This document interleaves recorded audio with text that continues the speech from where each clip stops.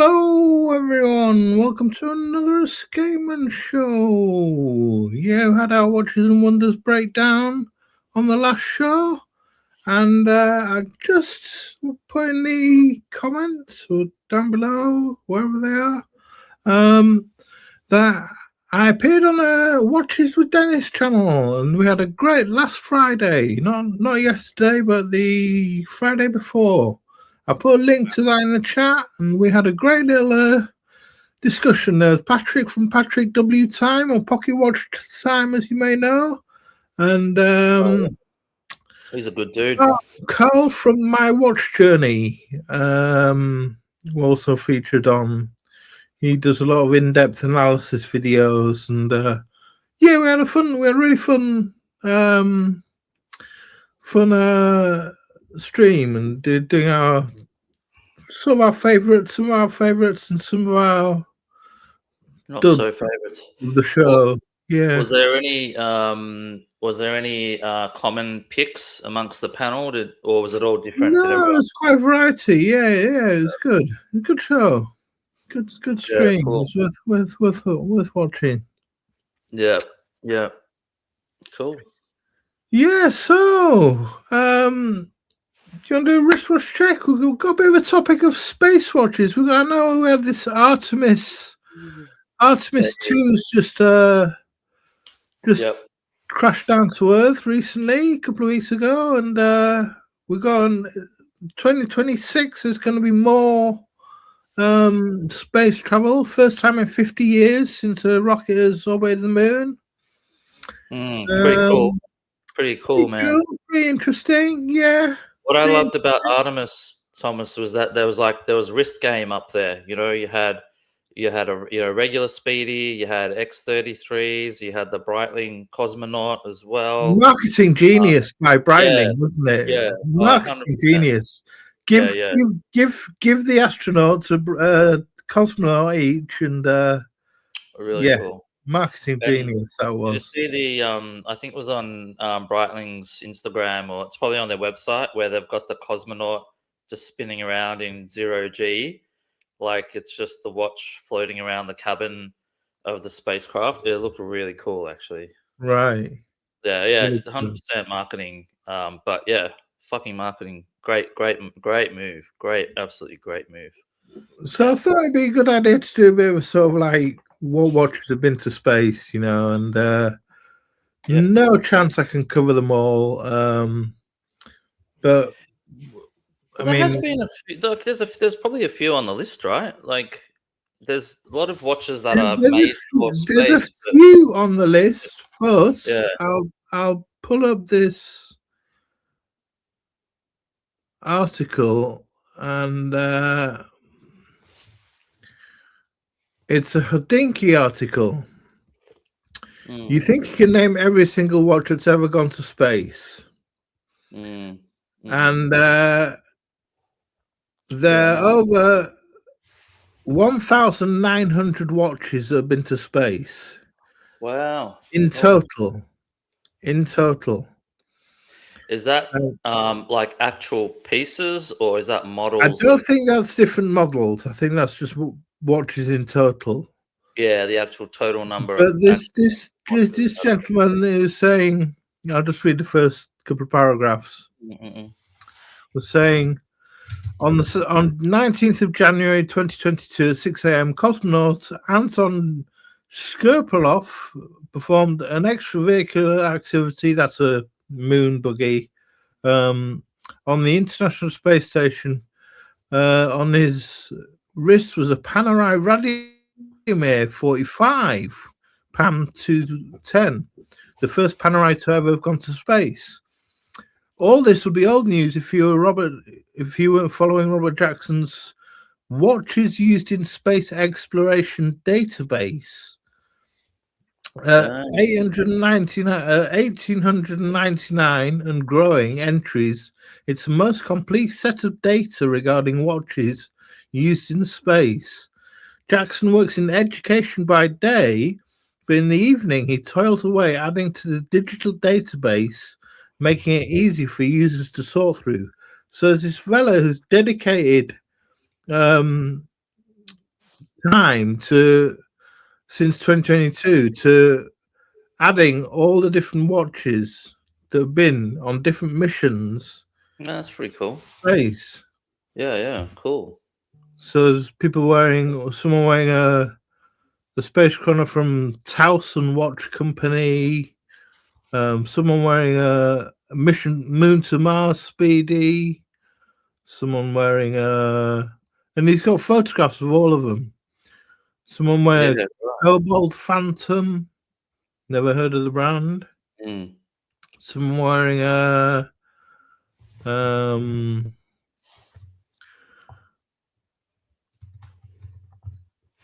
I don't know what he's wearing on that one.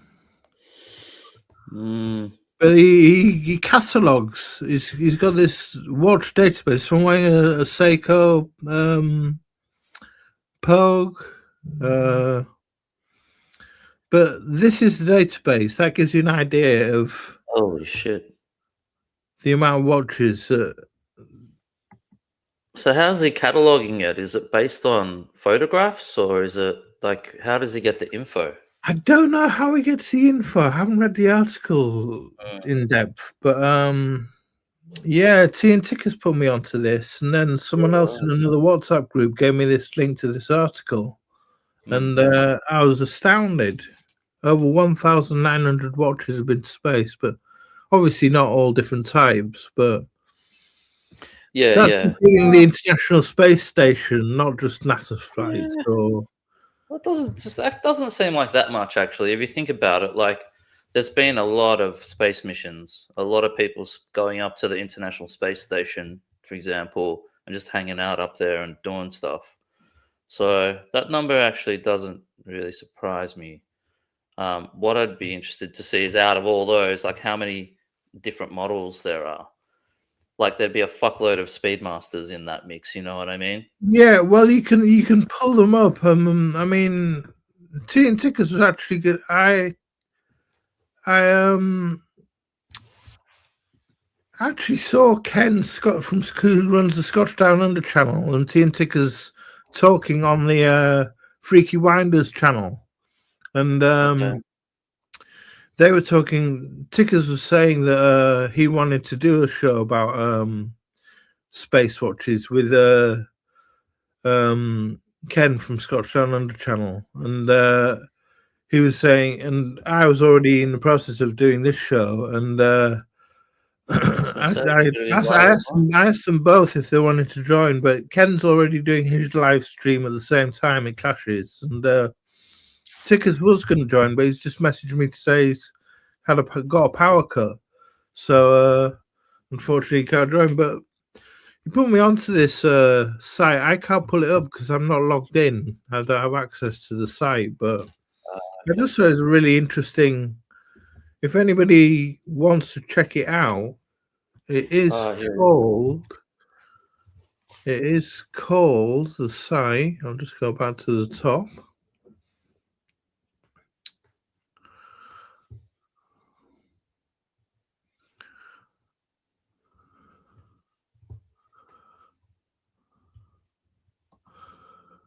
Watches used in space exploration database. It's done by Robert Jackson. Cool. Okay. Roberto.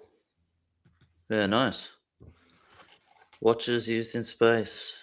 Okay. Speaking, I found the clip of the thing I was talking about, and let me just quickly show you.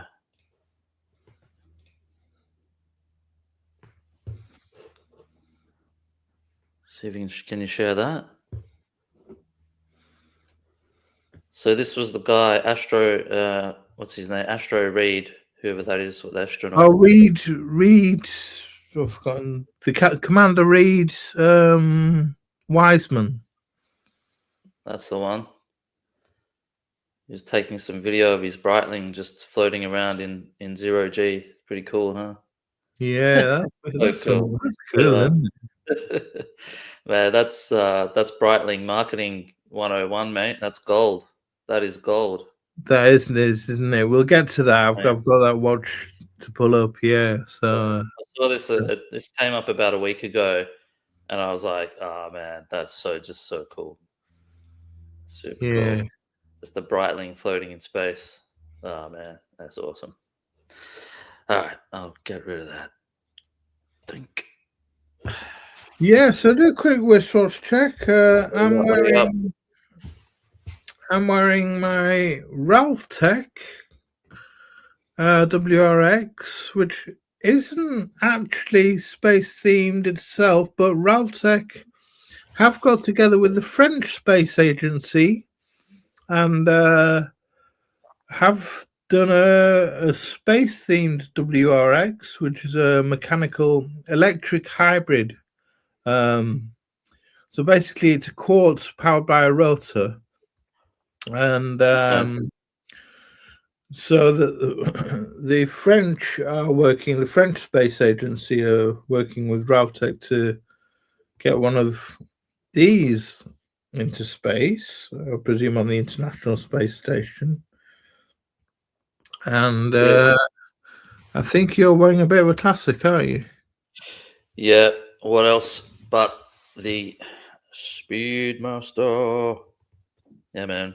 This is not the Hezolite or the Helzolite, as some people would like to call it. Hellsolite. Hellsolite. Well, that's funny. Hellsolite. How do you even get Helzolite? Come on. There's no L Hellsolite. anywhere. Like, there's one L, but anyway, this is the Sapphire Sandwich, the Speedy. There was this, I believe, no, I think the guy was wearing a Hezolite up in space. But yeah, anyway, Speedy had to be done. Love this watch, man. It's such a good watch. I wear the shit out of this thing. I wear it like most of the week, actually. It's just such a good watch. Look how slim that mid case is, man. It's just, look at that thing. On the wrist, it just sits so nice on the wrist. Nice. It's such a great watch. I know you don't like Speedies, but just as a cool watch, man. It's a real cool watch. Beauty. Sapphire Sandwich. Anyway, that's Beauty. it. Yeah, we'll just say hello to a couple of the chat. Want to go a couple watching so far? Chili Burger, how you doing, my friend? Good day. Billy. Russell996, how you doing? He sent me a picture of one of his Pateks, with the Jules Verne, and said that's a space watch. Yeah, okay. Yeah, righto, Ross.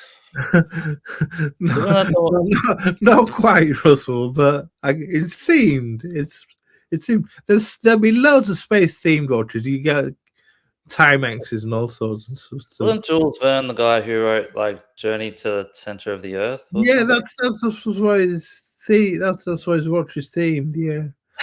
Kevin Hawthorne, Lakeland, Florida. Good morning, my friend. What's up, Kevin? And Russell saying, according to Google, only 781 people have been to space. How do they get so many watches? Maybe it's repeat journeys. Take different watches on different. I don't know, Russ. I'm only reading the articles. But as we saw, though, like on the last mission, they all had like 2 or 3 watches each. Yeah, yeah. So maybe they have, they've got a Speedy on one wrist, and they might have a, like an X33 on the other, or something like that. Yeah. Yeah. Julie, my friend, Julie Johnson. Hi from Michigan. Man. Good morning, my friend. Thanks for getting up early. What's up, Junior? And hi, guys. Hi, guys. Hi, guys. When you see you, good to see you, buddy. If you were going to go to space, Thomas, let's just say they, the commander of what if you don't have a UK space agency, do you? You got ESA, European Space Agency. ESA comes down to your house and they say, hey, Thomas, we want you to go on the next mission. And you could pick whatever watch you want, Thomas. We'll buy it for you. What are you taking with you?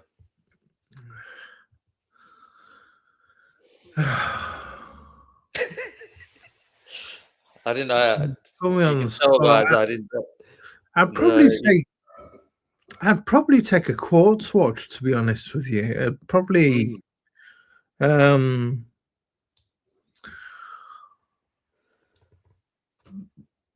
probably like the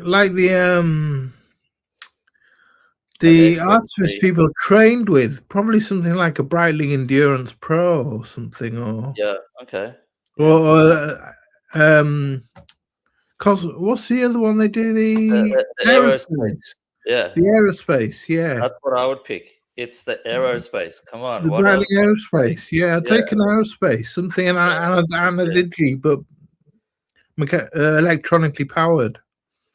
yeah, yeah, yeah. And it's got all the functions you need, and you can set the time to like 24-hour time as well, sort of like a cosmonaut. You know what I mean? Yeah, Like yeah, that. So that's pretty cool. Yeah, I reckon that's the watch, man. I would take an aerospace for sure. yeah, definitely. Got Mason in the chat. Now wrong with that, JCB. The Sapphire's nice. Speed isn't for me after I saw one of the AD, so I might have a look at one of the lacquered pandas when the hype calms down. Ooh, Mason. Yeah, Very nice yeah. watch. Yeah, the Panda is great. It's a great watch. And he says, I'm here wearing my non-space glasses to CQ. Well, you're still in the honeymoon phase, Mason, so love it. Give it some love. Give it some love, buddy. So, crack on. I've had to take some notes because there's so much bump to. I've got the brain of a bat, so there's so much bump to spruik about these different watches. I don't have the wherewithal to contain it, but so historically, Stomansky, to the first watch on in space, historically from the Moscow Watch Factory, which made the watch for pilots as well as marine and aviation chronometers. In 1949, it launched the Stomansky watch series. They were made under special state order and were not available commercially, only to the Air Force. The watches were high quality, incredibly accurate, reliable, and durable. The Stomansky also passed special military standard acceptance with brilliance. The Stomansky brand later became Polchot after 1964. I didn't know that. Yeah. Abdul's got one of those, hasn't he? Yeah, yeah. And Stomansky, as I mentioned, designed watches for the Air Force pilots, while Vostok was known for the Kommandersky and Amphibia dive watches. The most significant event in the history of the Stomansky brand, though, was undoubtedly the 12th of April 1961, which was the day when Soviet cosmonaut Yuri Gagarin made his first ever space flight on the Vostok space program, wearing a Stomansky watch made for him under special order. The watch continued to function flawlessly even in conditions of weightlessness and overload, and the watch was not available to the public until 1983. Astronauts from France, Germany, Japan, India, Poland, and other countries who participated in joint flights under the International Space Program took their Stomansky watches on space missions as well. So it's been used. It's a famous watch and has been used by lots of people. There's the original at the top. And here on their website, you can buy for 1,100 euros. You can buy a reissue, which is not really my jam. If the 5 and 6 weren't red, like if that was just the same color as the other ones, Yeah, I don't know why they've done that. it would be a good looking watch, I reckon. Like go to the all black one maybe. That's a pretty cool. That's a not a bad looking piece. I reckon it's funky. I like it. You know, it's like three-handers aren't really my jam, but I don't know, there's just something cool about this. And it's obviously the reissue of the first watch that went into space, so that's pretty cool. I mean, that's 500 euros, 495 euros. Yeah. I wonder what sort of movement they're chucking in these things. Because I think Polyot, from what I understand, they make their own movements. So mechanical manual winding. A mechanical Polshot 2609 movement with a 38-hour power reserve. Yep. Yeah, I'm pretty sure they make them, which is kind of cool. Yeah, so it's not bad. Yeah, it's quite nice. Definitely got that 50s vibe, hasn't it? That sort of. You got Yuri Gagarin on the back. Yeah, I reckon it's cool. Have they ever? Here's a question.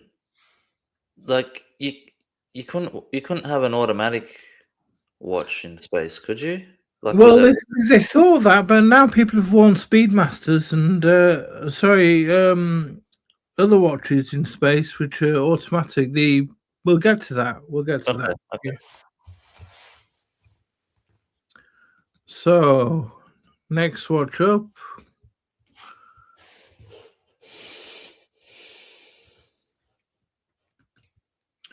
Strela. The Strela 3017 chronograph. So that caliber is a column wheel chronograph, was based on Swiss Venus 150 and 152 calibers. The production equipment was imported from Switzerland to the Soviet Union in the mid-50s, and the caliber 3017 was manufactured on this equipment at the first Moscow watch factory, and later renamed Polshot after 1964, as already mentioned. And it was one of the first chronograph movements produced in the Soviet Union, introduced around 1959. And the first was only available to the Air Force, as like the Stamansky. The 3017 was a bicompax layout with running seconds at 4 and a 45-minute counter with a central chronograph hand for the seconds.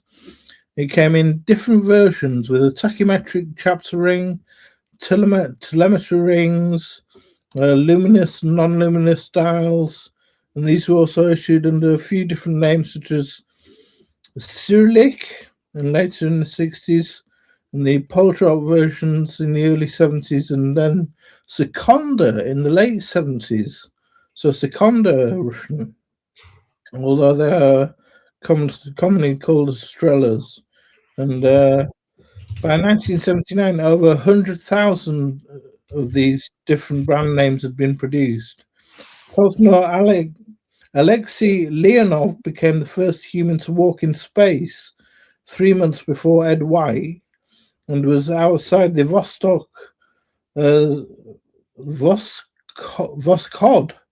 2 EVA spacecraft for 12 minutes and 9 seconds, connected to the craft only by a 5.35 meter tether, and he wore one of these Strelas during the mission preparation, flight training, and the actual mission. So this is a pretty cool one. I like this one. Yeah, that's super cool. Yeah. I can't make the image bigger, unfortunately, but it's using a Polshot 3017. Actually, I can make it bigger. I can zoom in.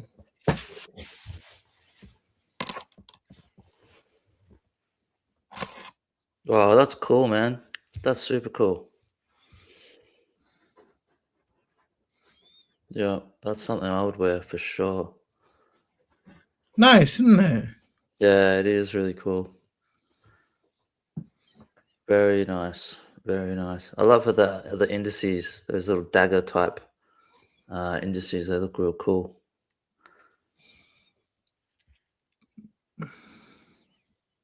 Yep. Yeah, I just looked it up. So, like, and it makes sense, right? Because when your automatic rotor, it moves on bearings through inertia.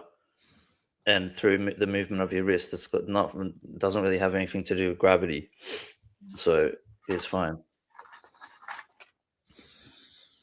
Memovox, welcome to the chat. Good to see you.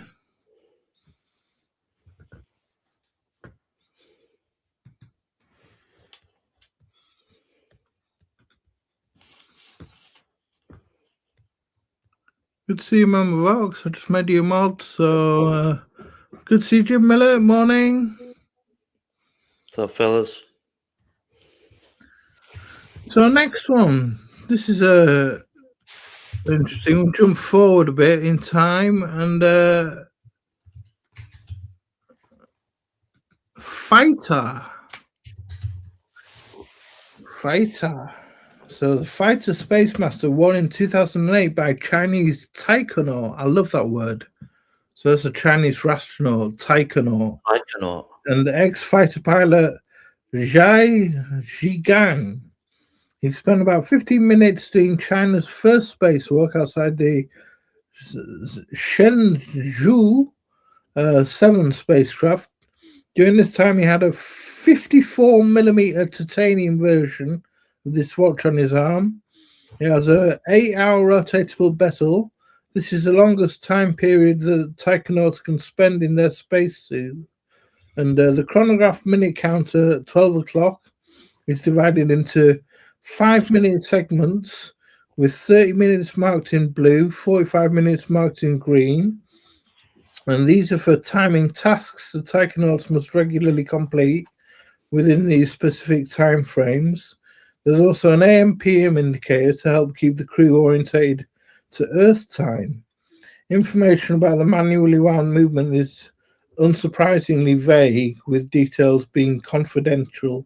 And as some speculate that it's based on a ETA 7754, while many fighter watches use Miyota movements. And it does have a 45-hour power reserve, though. What sort of bullshit is that? Having your fucking watch movement confidential? Like, what? Well, it's Chinese. It's Chinese government. They're just very touchy about. They've just ripped the movement out of a. Just got some Valju 7. They've cloned that's why, because they've just cloned a 7. Yeah. They've probably cloned a movement. Yeah. But I quite like this one. I think it's funky. 54mm, so it's that's a Y2K size, isn't it? Yeah.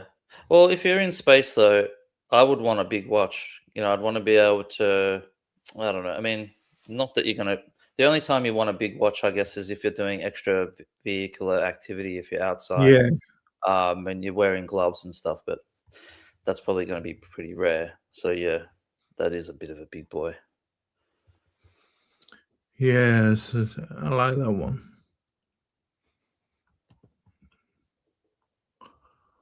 Yeah. Yeah, the fighter space. Have you ever heard of that brand before? I never heard of it. I hadn't. No, it's Chinese brands. Chinese in-house, keeping it in-house Chinese.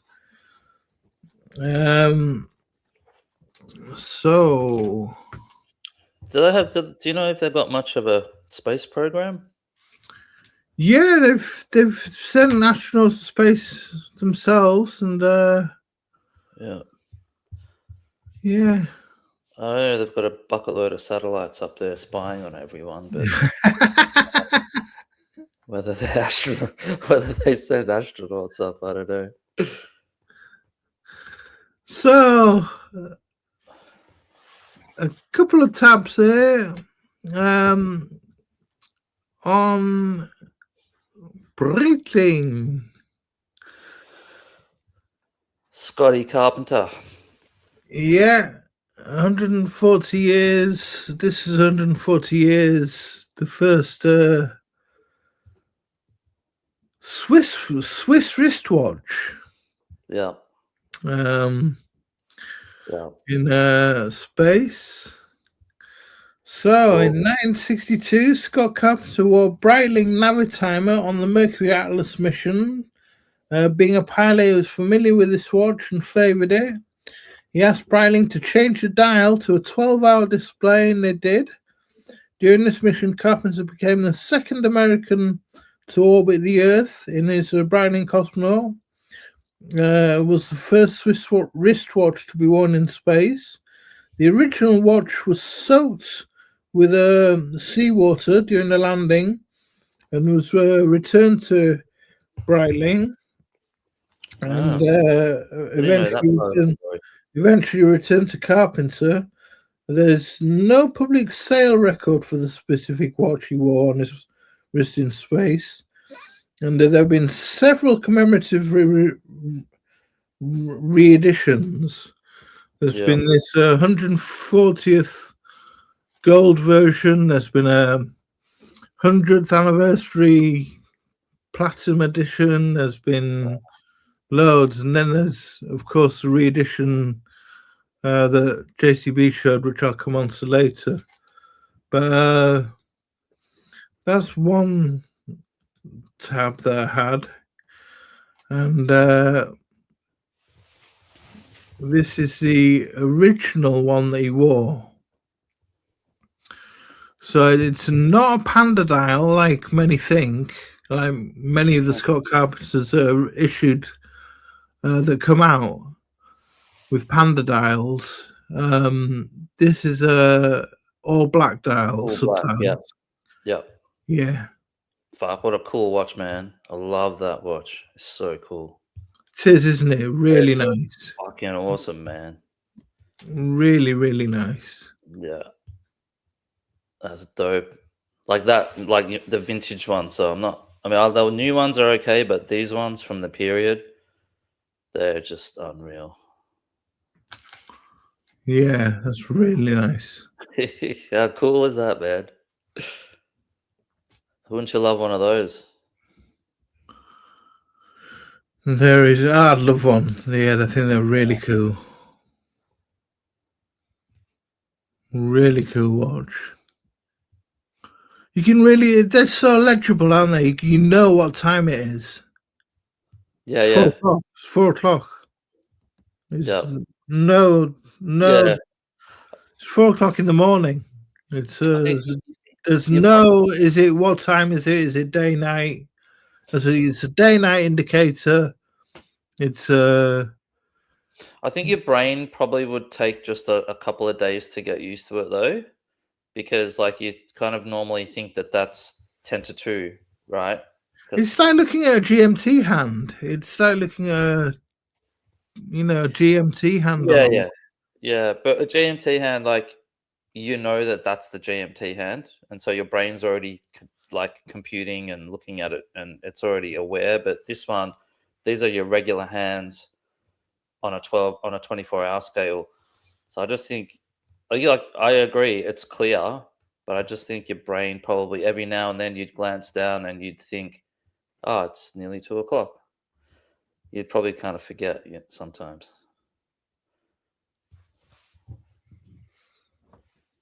Do you know what I mean? Yeah, you could do. Yeah, you're so used to reading other watches. Yeah, it's just one of those. I reckon once you got used to it, then it'd be totally fine. But just your brain would just take a little bit of getting used to it.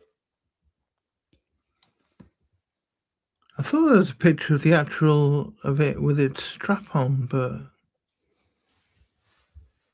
I mean they're the common renditions that we're familiar with, the panda ones, but yeah. I like the all black one better. Yeah, me too. Because it's a lot, like the 806 Navitimer was fully black, and when it, the original one as well. So it's sort of going like that vintage original Navitimer look, but here it's in the 24-hour scale, which is just that extra cool factor. So John Glenn also wore Browning Cosmo, but had a couple of months previously, on the 20th of February 1962, he wore a Hoyer stopwatch on the Mercury 6 mission, which is interesting. So that was the actual first Swiss watch of sorts in space, the first Swiss movement in space. When John Glenn, who also wore a cosmonaut, he wore a couple of months earlier, he wore one of these.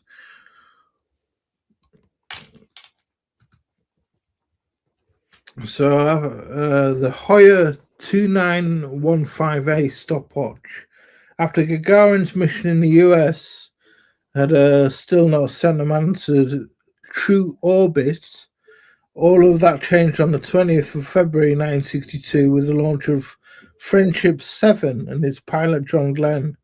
During his 3 historic orbits around the Earth, Colonel John Glenn had strapped to the outside of his spacesuit a Hoyer 2915A stopwatch, a 2-registered dial with 12-hour and 60-minute subdials. It's easy to read layout for a mission timer, and as with typical stopwatch layouts, there's a large onion crown at 12 o'clock for winding and single pusher controls. This would basically have been the first Swiss-made movement in space, beating the Browning cosmonaut, and the 2915 was never produced in high numbers, and they're impossible to find now. But yeah, I mean movement, but it's a stopwatch. It's not actually a watch. You know what I mean? yeah, but this movement inspired, if you look at it, it inspired another watch, which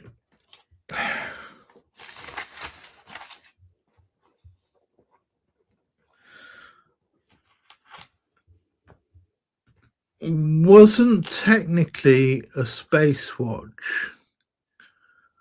And that's that if you look at the 2 dials.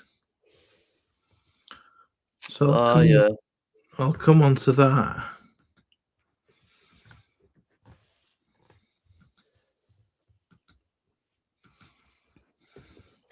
While you're doing that, I'll just give a shout out to Orange and Wristful Ignorance. Join us in the chat. G'day, boys. Orange Hand, good to see you, brother. And Wristful, yeah, good to see you, man. Junior's saying he's got a Hua stopwatch he bought at a resale shop for $5. Nice one, Junior. Nice. Yeah, so that Hoyer chronograph, the 2915, I think it was called 2915A. Stopwatch. The design led on to this, a Tag Heuer Carrera Caliber 1887 SpaceX chronograph. So if the design and history of the Heuer stopwatch captivates you, there's this option. Tag Heuer releases Carrera SpaceX in 2012 to commemorate the 50th anniversary of John Glenn and Heuer's achievement, and it features an image of the Friendship 7 capsule on both the dial and across the display case back. This watch was a limited edition of the Tag Heuer Elon Musk relationship, which started when Tag had a branded Tesla Roadster car that they took around the world on a large tour, though I don't think there was a Tag Tesla watch. And the Tag Heuer 1887 SpaceX uses a movement that comes. The copies are based design of a Seiko movement that Tag modified. They copped a lot of heat for that. Yeah. And this watch hasn't actually been to space, I don't think. It's just a weird anniversary / sponsorship limited edition. So it's not really a space watch. It's just a space celebration watch. It's a watch, yeah. I actually think it looks quite nice. My only thing is that the little image of the space capsule or whatever it is over on the running seconds. On there, yeah. Yeah, it looks like a try hard Snoopy too. You know, Snoopy 2 has. Yeah, Snoopy, yeah, trying to copy. yeah. It's like what I reckon. This one would have come out after Snoopy 2 for sure. When did it come out? Do you reckon? Does it It say? came out in 2012. Yeah, Snoopy 2 was before that, I think. Right. Let me look it up because this. I've got to just see this thing. Anyway, but what do you think to that? It's all right. It's a copy of the. It's a copy of the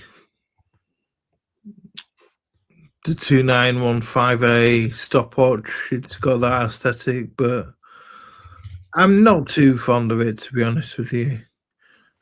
Yeah, good to see you, Orange Hand, my friend. Always good to see you, buddy. And Oh no, this is Snoopy 2 was 2015. This is before Snoopy 2. oh, really? Yeah. How's that? I'm So riskling chat. Snoopy 2 copied this. There you go, Thomas. Amiga copying Tag Heuer. There you go. That's funny. Yeah, that's all Jim right. saying he can't stay, Bill. Catch up with the rest of the show later. Have a great weekend, everyone. Thank you, Jim. Cheers, Jim. See you, mate. So yeah, I remember when that Tag Heuer brought out that movement. I think it was called the 1884 caliber or something like that. And people were like, "Oh, they just licensed it from Seiko." Yeah, and it was this whole big thing because Tag Heuer is supposed to be a Swiss watch and a Swiss movement, and then now they're licensing a Japanese movement and putting it into their watch, which people didn't like that. Yeah, I remember. So I'll move on to the Bulliver Accutron, and the Accutron's ability to endure the extreme conditions of flight led NASA to install Accutrons into cockpit instruments throughout the Apollo and Gemini flight programs in the 60s. It uses a 360 hertz tuning fork instead of a balance wheel, and the sweeping second hand uses an electric oscillator that also is used in spy satellites. The tuning fork would vibrate as much as 720 times in 1 second, making for more accurate readings down to the millisecond. And it doesn't tick, it hums. The Accutron timing mechanism was also built into the lunar vehicle that Armstrong and Aldrin drove on the moon, which is still there in the Sea of Tranquility and has been since 1969. Yeah, I didn't know that one. That's yeah. Cool. I didn't know that. Okay. Cool. Yeah, so it's built into the Jeep they drove on the moon. Fuck, that's fucking pretty big, man. That's pretty big deal. Okay. So this is a standard sort of Accutron space view, and then you get the there's a man that invented it, and there's the other Accutrons. Far out. Imagine when this stuff came out back in the 70s or whenever it came out. I'd love to get Accutron. They re-released it, but didn't they? But it's about $5,000 or something. Really? Yeah, it's expensive, the new one. Oh, I didn't know there was that much. But there's this one. There's the Accutron Astronaut that was used by US Air Force and CIA A-12 spy plane pilots. Oh, that's cool, man. And the astronaut Gordon Cooper frequently wore alongside his Speedmaster CK2998 on the Mercury Atlas 9 in 1963 and Gemini 5 in 1965 for its accuracy. So this one's been to space. This wristwatch has been worn in space. It's not just been on the dashboards of rockets and lunar modules. This one's actually been worn. This Accutron Astronaut, which is really cool. It's super cool. Yeah, I like that a lot. Yeah, I'd love to get an Accutron, an old vintage Accutron. It's finding people refurbish them, and it's finding. I think they take a different kind of battery as well. to normal. It's finding people Okay. who can service them, and yeah, it's just a bit of a bugger.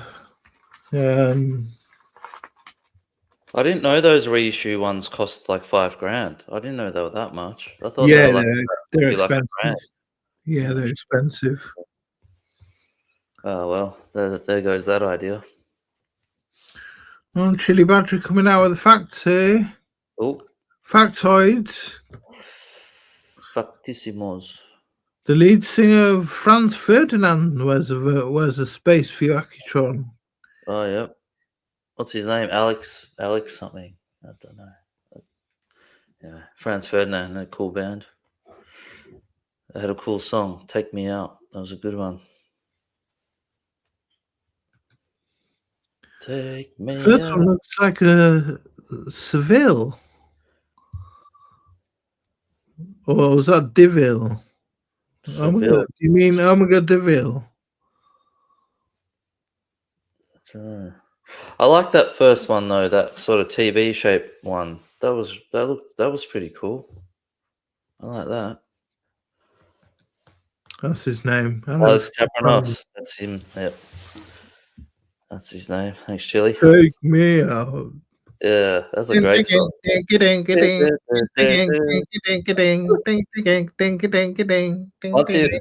you've had a few beers, once you've had a few beers into you, then that song comes on in the pub. It's like, all right, let's go. Yeah, that's a good one. So sticking with Bolivar.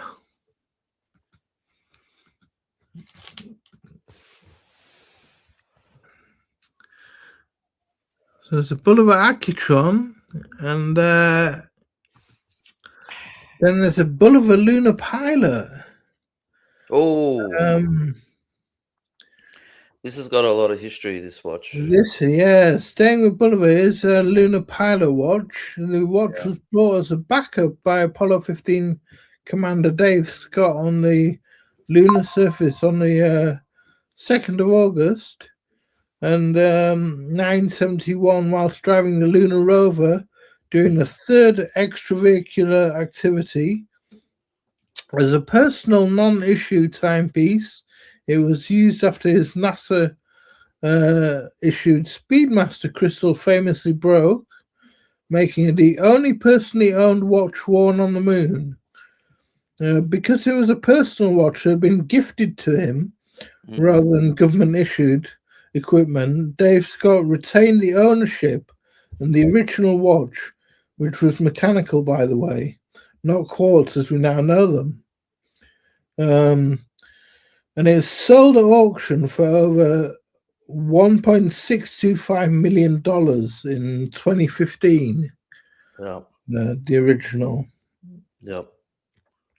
It's thought that since Bolivar acquired ownership of Universal Genève in 1967, that Dave Scott's lunar pilot used the UG movement of Alju 72 from the UG Space Compacts model. So this really interested me. Okay. And so there's a modern reissue they did. But there's the original. Yep. That he wore.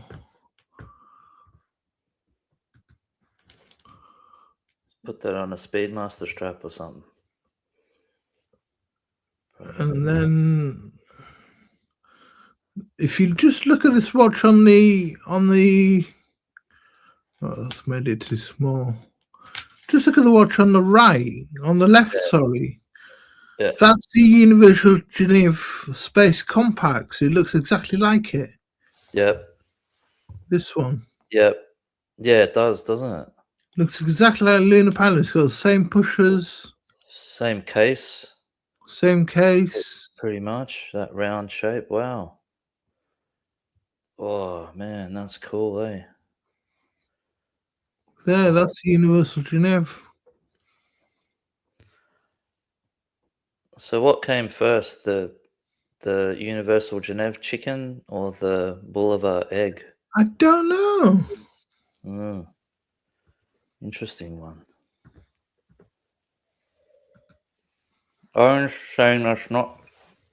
Sorry, Orange saying that's not the Universal Genève. The space compacts. Is it not orange? The watch roughly. Oh, it has rubber pushers. The space compact has rubber pushers. Okay. So what the hell are we looking at then? Oh, Maybe it's hold on. Dial pushers. This was the side dial pushers hands all match visual comparison. Dave Scott's Boulevard. Here's side by side a comparison of Scott's example. Oh, maybe Scott's didn't have Boulevard written on the dial. No, one's a prototype. One's a prototype. Yeah, it's saying one's the prototype. That's the one without the Boulevard on the dial, I think. Right. If you have a look at that caption, it's saying, yeah, Scott's watch was similar to the prototype. Right, Orange Hand. Good to have your knowledge in the chat, mate.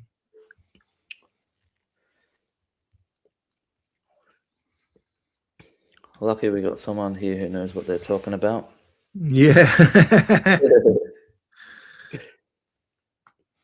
But yeah, no, that's a cool watch. Yeah, I like that. Yeah, I didn't know. I was I watched a Terry Baldessar video a couple of weeks ago about the Boulevard, and I didn't realize that one went at auction for 1.65 million. I think it was. Did you say? That's 1.625 million. Yeah. Yeah. Fuck, that's crazy, huh? So, Orange Hand, which one is the UG? Is the UG in this picture that I'm showing now? No, I think it's not in there. It's not in there. Go back up. It says in the other photo you showed. Yeah, go up. Oh, with the rubber pushers here, maybe. Yeah. Those two in the middle. See the two in the middle, yeah. One's a panda, one's a non-panda. Right, got you. With the rubber pushers. Yeah. Fuck, they're clear. Yeah, right. How good are those watches, man? They look unreal. Oh my god, they're so good. Yeah. Nice holidays. Just made them a bit bigger. Whoops. So does anyone know Orange, did these ones go to space? The space compacts? No, don't believe so. Yeah, okay. Although on that database I haven't looked, someone may have taken one since. We'll have to look it up. They're a fucking cool looking watch though, man, I've got to say. They are just aren't they? Really nice. Yeah, I think we'll have to go down the rabbit hole on Universal Genève one day, Tom. I think now is the time that they've been relaunched. We should do that one day. Yeah. Loving those. So, what's next?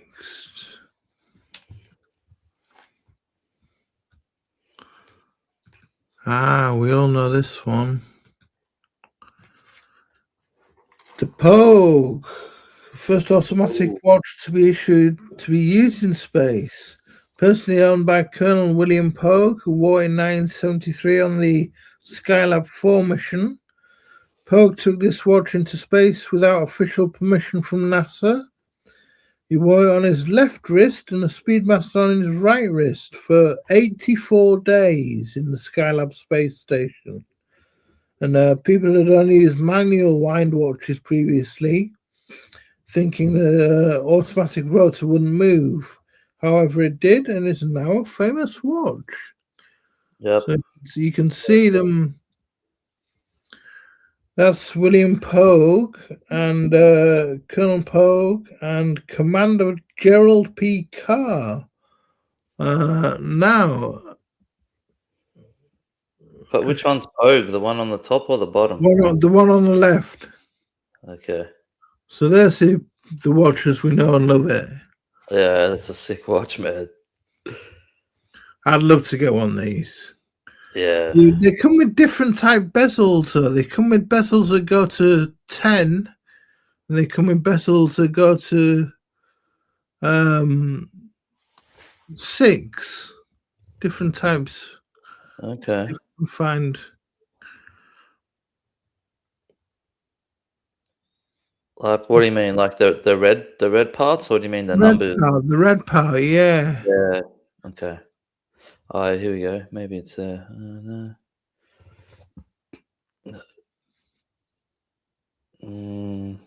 Okay.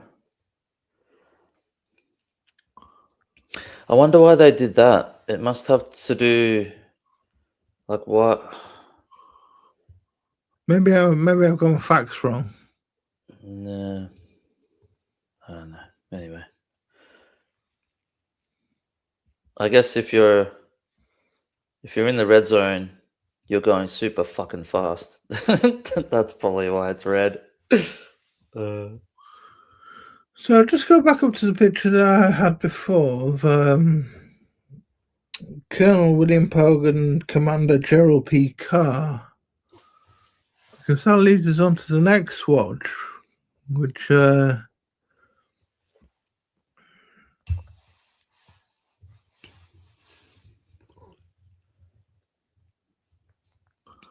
I'd love to get a Pogue.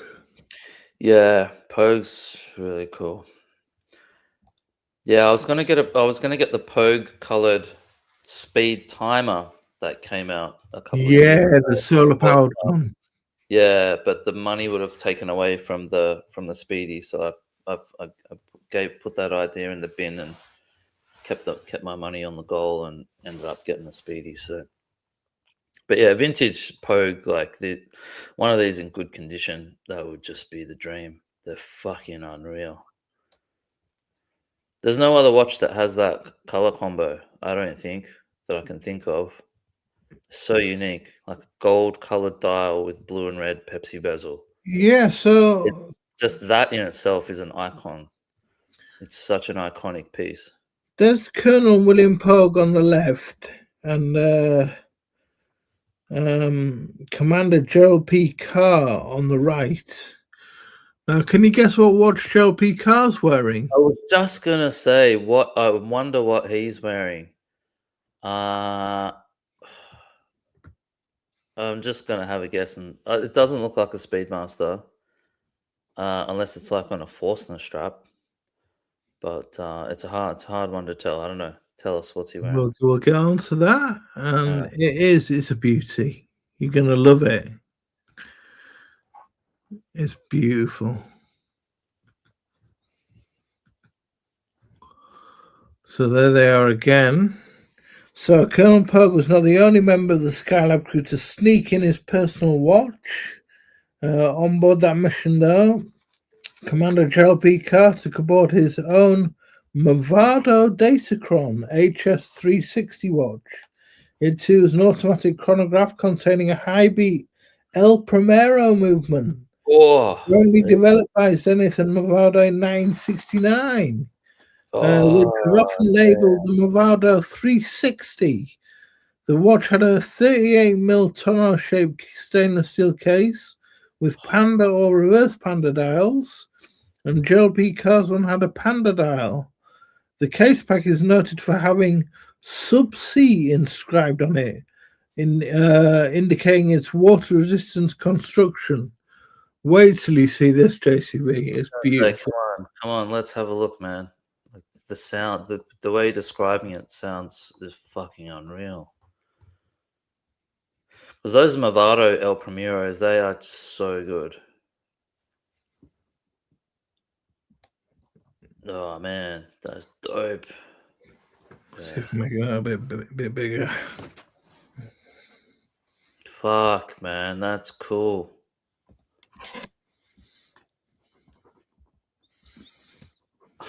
Yeah, that's sick. So it's got the date at the top at 12 o'clock. Yeah. But it's so cool, that tropical dial. Yeah, it's cool. What's happened with the bezel? Half of it's cracked by the look of it, I think. It's probably Bakelite. Yeah, Bakelite's cracked on that one, I think. Yep. But yeah, that one. Very So cool. the popularity, since that was recently logged on that database, this was recently logged on that database. I think the price of these has gone right up because people are now sort of like, oh, one Movado Datachrones has gone to space. Yeah. So people are now hunting these down. Yeah. Yeah. Yeah. There's like space watch hunters, right? Yeah. The whole But thing. considering it's an El Primero movement, I didn't know that the El Primero was developed in conjunction with Movado. It was developed in conjunction with Movado, really? Yeah, it was done between Zenith and Movado, apparently. Shit, I didn't know that. Okay. I There you think go. so. Well, it makes sense because a lot of Movados had the movement in there, so it kind of makes sense. Yeah. I don't know whether that's totally right, but from the research I did, it seemed to be the case. Okay. I don't know whether that's 100%, but maybe they're just used in Movado watches. I don't know. Yeah, I don't know. I wasn't sure that Movado had a role to play in it, to be honest. Yeah, probably But not. that's just, I don't know. That's just me. I don't know. But that's one I'd love to get. I'd love to get one of those. I think this is my favorite so far. This one. Yeah, yeah. You like your 70s case shapes, don't you? Yeah, but also I just love that. But that watch itself, yeah, it's very cool. Yep. Yeah, me too, man. Yeah, love it. So far, I think the Cosmonaut, the original Cosmonaut, and that one, they're probably the two front runners. So back to Seiko. The Seiko Space Navigator titanium quartz 6M23-7010.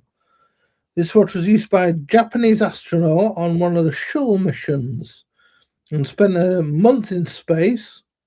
Known as the Space Navigator, it uses a 7M23 quartz movement, 43 mm in diameter, including the crown.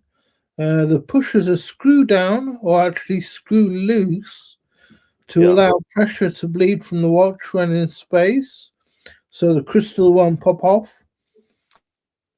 And a feature unique to this Seiko, the chronograph counts the elapsed days together with the intelligent calendar, which was an industry first when it was introduced in 1991.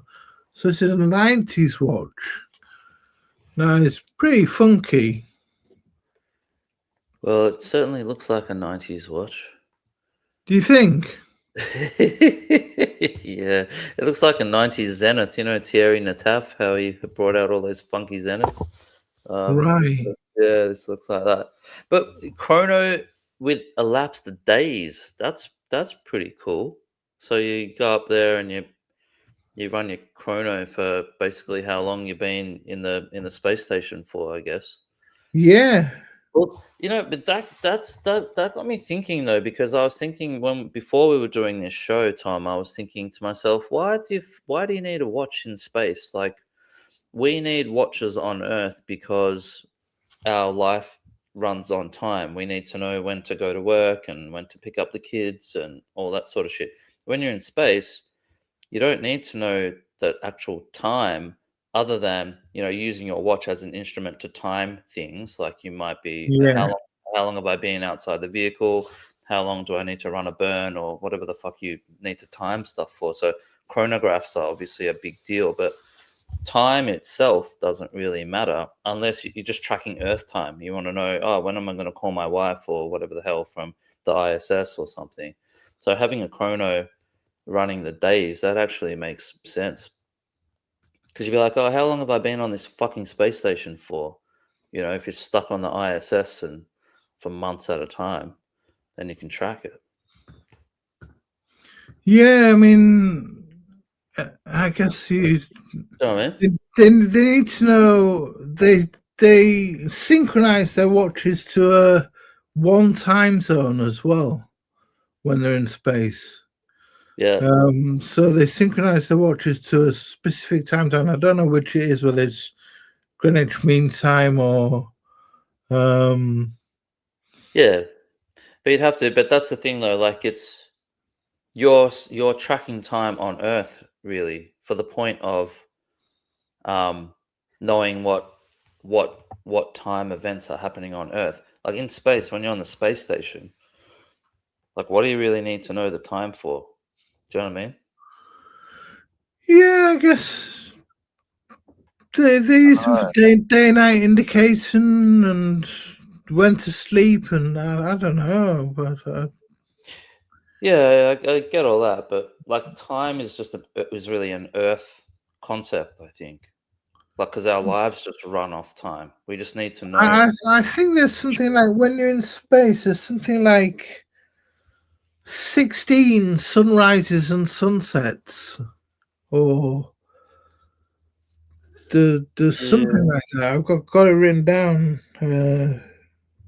Later to come, my memory fades me now. I have to wait till I get to it. But we'll skip on to the next.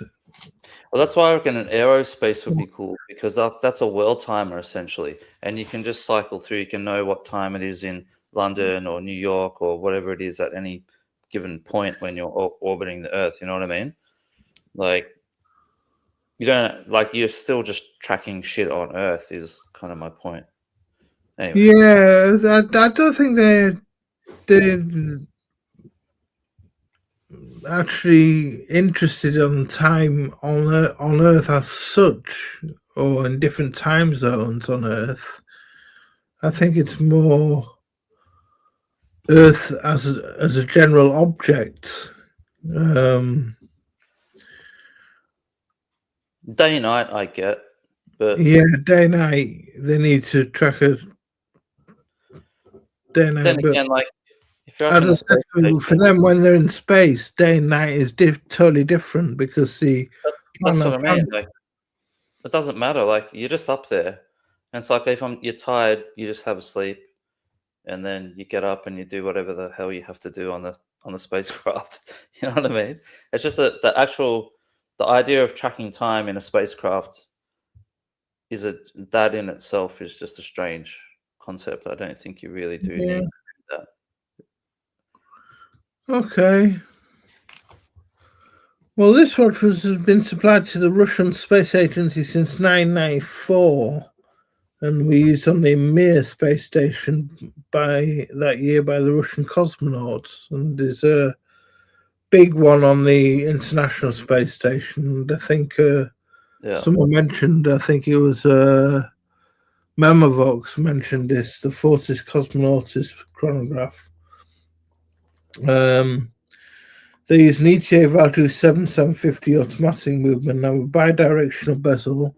This ought to spend the most time in space of all watches being used on the International Space Station, and by many astronauts from different countries.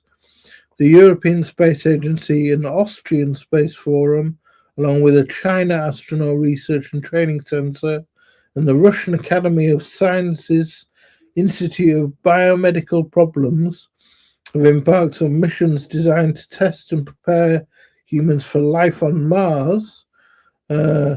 Fortis timepieces have been an essential tool used by all participants. The Mars 500 mission was an isolation experiment conducted between 2007 and 2011 in preparation for future crewed spaceflight to Mars. And this was an experiment to test the effects of prolonged isolation on humans and their ability to perform various spaceflight-related tasks. This took place in a specially constructed complex which was simulated shuttle spacecraft and ascent-descent craft and the Martian surface. And this special edition Fortis B42 Cosmonautis chronograph, as seen on the screen,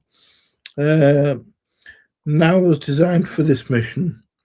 So Mm, it's really nice watch. This it is, isn't it? Very, Abdul's a big fan of this one as well. yeah, that's crazy. Really nice looking watch. But having a 750 in it, it's going to be thick as your mama. You know what I mean? Yeah. Yeah. But the dial, and I love how the subdials have got the sunray texture on them. That's real cool. Yeah, very nice.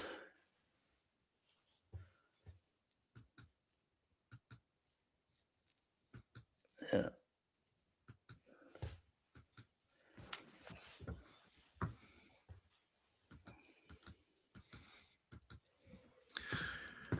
Yeah, so that's one Fortis, and they've now upgraded to a watch called the Novanaut, which is basically the same watch, it looks like. After 30 years of setting the standard in space with the B-42 cosmonauts, Fortis have now brought out the Novanaut in 2023, saying, "This is not just a watch, it's an odyssey." So that's their marketing shtick. It's basically a similar design with a new Fortis Work 17 movement with 60 hours power reserve that has been tested in collaboration with the Swedish Space Corporation, fixed on a gondola driven by a stratospheric balloon. And Okay. so that's their new. So it's like, I think it's just so, got a ceramic bezel on or something like that, or something different. And a different movement. It's not using a 750, it's using an in-house movement. So I'm sure it's based on a 750 it though. will be. It will be. Yeah, like how IWC brought out their own in-house movement, but it was essentially a 750. But yeah, no, it's a cool looking piece.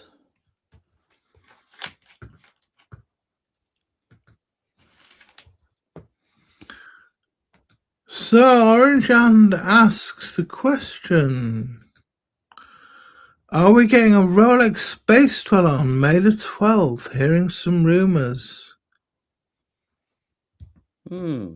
Not sure. I haven't heard it. I haven't heard that rumor, Orange. You heard that rumor, Tom? There is going to be a launch on the 12th of May, yeah, and they have had Space Dweller YouTube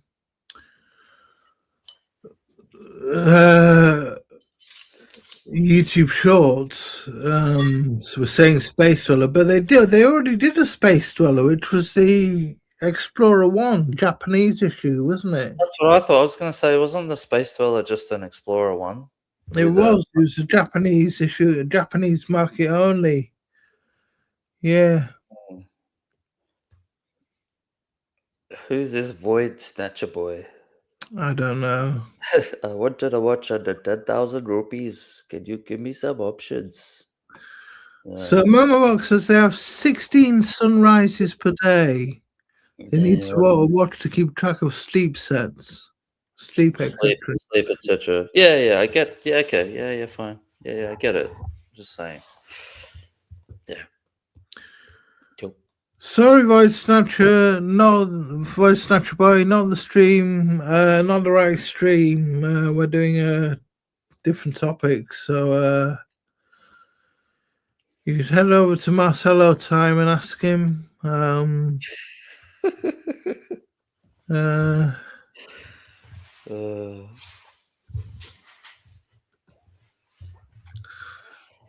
So, on the topic of Rolex, Orange Hand brought up the GMT Master 1675 was the first Rolex in space, and there's ever been to the moon. The GMT function came in useful for indicating day-night in space, which can be hard to distinguish because being in space and orbiting spacecraft experiences 16 sunsets and sunrises every 24 hours. Here we go. Got her in here. There you go. Because the 24-hour cycle does not apply when in space. Astronauts therefore synchronize their watches to one particular time zone. And James Lovell and Frank Borman wore GMT Masters in 1968 on the Apollo 8 mission. Jack Swippet wore one on Apollo 13, and Edgar Mitchell also wore one in 1972 on Apollo 14. So, you're a GMT Master fan, aren't you? So I take it you like this one. Yeah, for sure, definitely.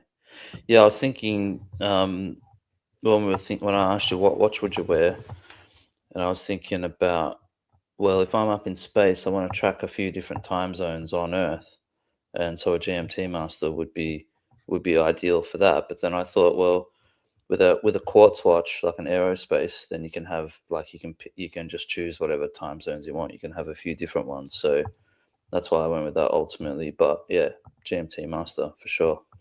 Very cool watch for space, I think. Yeah. Yeah. You can't beat a 1675, especially on the Jubilee bracelet that it came out on back in the day. Yeah, it's a super cool watch. I think oyster bracelets would probably be more robust for space flight, but Jubilee more comfortable. I don't know. But I don't think you can take a Jubilee bracelet up to space. You reckon? Oh, it's gonna fall apart. apart. More fragile. I think it'd be more fragile up in space. I've worn a 1675 on a Jubilee. It's actually pretty robust. Was it? Not bad. Yeah. I reckon it could stand up to it for sure.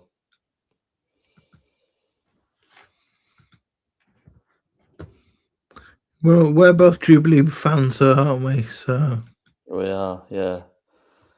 Have you had a 1675 in your hand before? No, never. Yeah, they're a little. You sort of feel like they're a bit delicate, but you also at the same time, like they can stand up to some stuff. Yeah, they're pretty cool watches, man. They're very cool watches. So you couldn't not have this on the list of watches that have been to space, which is a classic. It's a G-Shock. These are digital watches that are very, very tough, as many people will know. And a few different versions have been used so far on space missions, including the DW 5600E Square, which is on screen, DW 5600C, DW 5900, the DW 6900, G-Shock Master G9000, amongst a few. Images can be seen on NASA's website of many astronauts wearing G-Shocks on the International Space Station. And yeah, what do you think to them, JCB?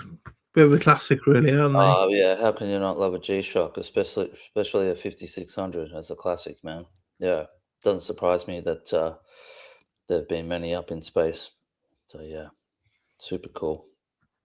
I like this coming from Memvox. Hundreds of Jubilee links flying around inside a capsule is really interesting. I get it, Memvox. Yeah, you're right.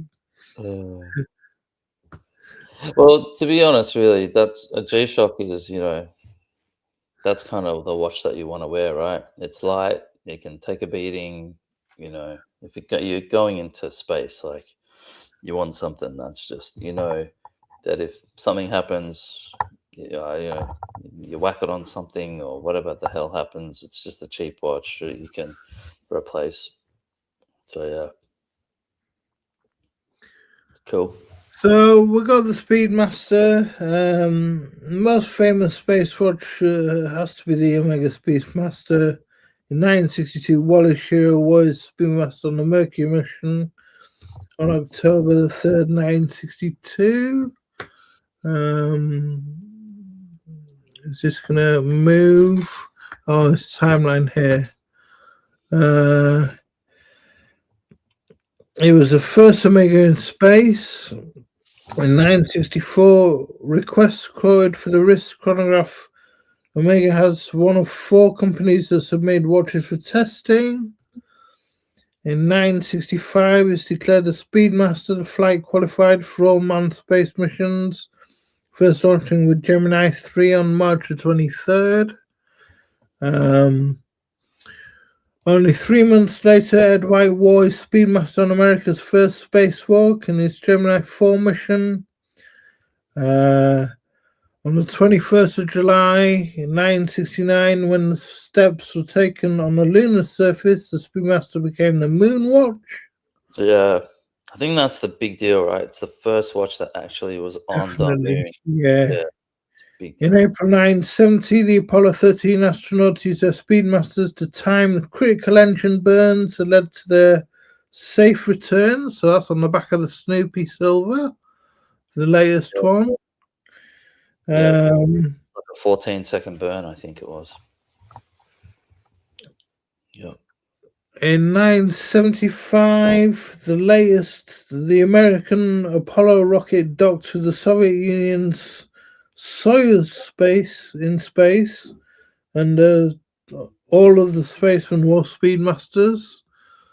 But as JCB says, I think the most famous one is the moonwalk, the moon landing in 1969. Yeah, so well, it's on the back of the watch, right? First. Yeah, so it's the marketing shtick they use, which really that grates me a bit, to be honest. It grates me a lot, to be honest with you, about the Speedmaster. Yeah. Not every Speedmaster is the first watch that's been on the moon. Well, it's the first watch worn on the moon. That's what it has on the back. That's their claim to fame. That's I'm reading it directly off the case back here, Tom. First watch worn on the moon. I like our own chance comment. He says, funny how no other consumer product makes a big deal about being first in space. You'd think they'd be in sunglasses, other personal items, cell phones, etc. All saying the first in space. First pair of jeans in space, the first t-shirt in space. First.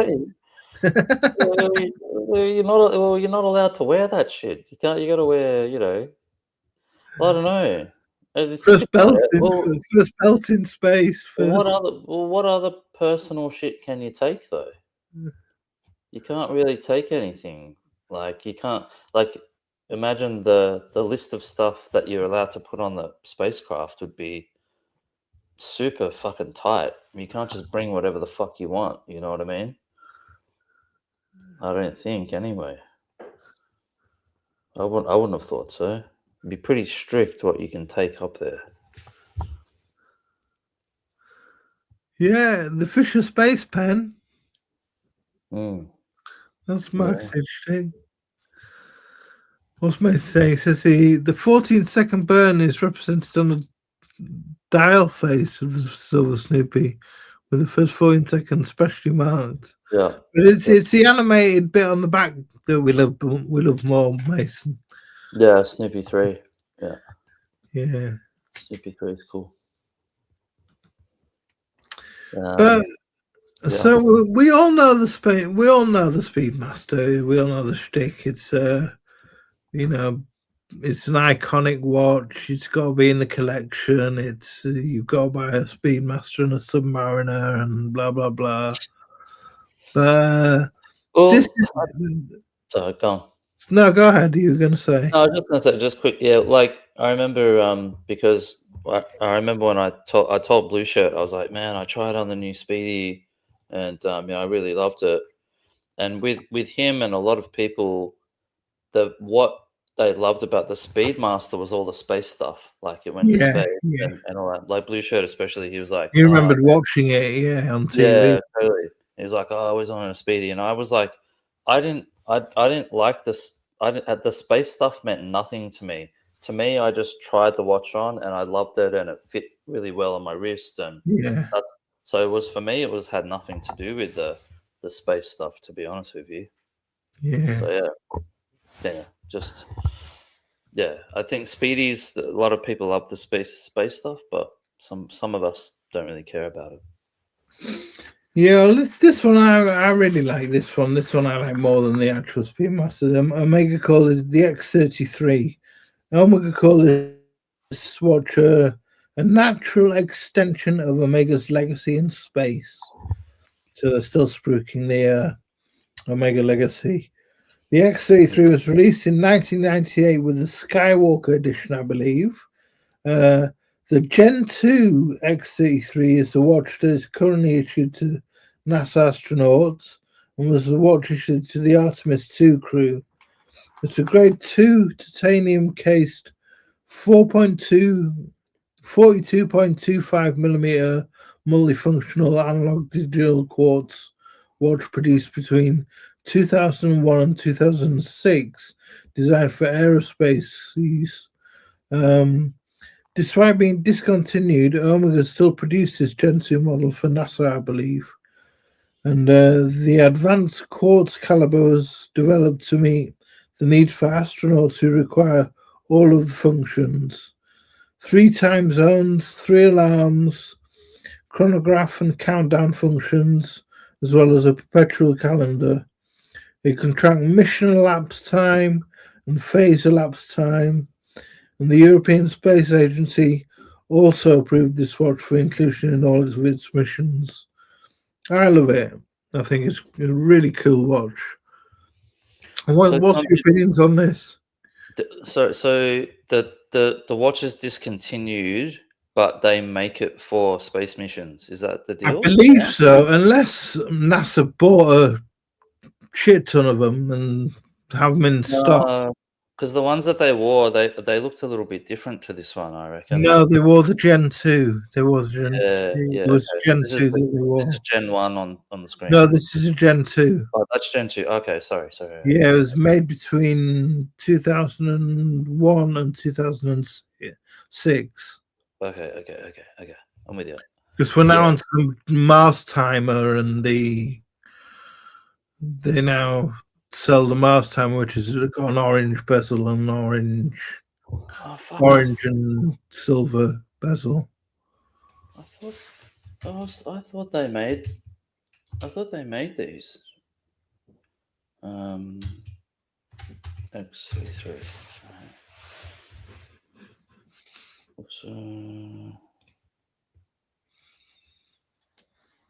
But yeah, no, it's cool. No, I love it. It's a great watch. It's But you take an aerospace instead. I think I'd take an aerospace just because of the the size and that sort of stuff. And this one just looks a little bit, it's still a bit 90s, even though it was made in the 2000s. It's just got the funky look to it. But the aerospace is just a nicer looking watch. But overall, the whole Anna Digi look is just super cool.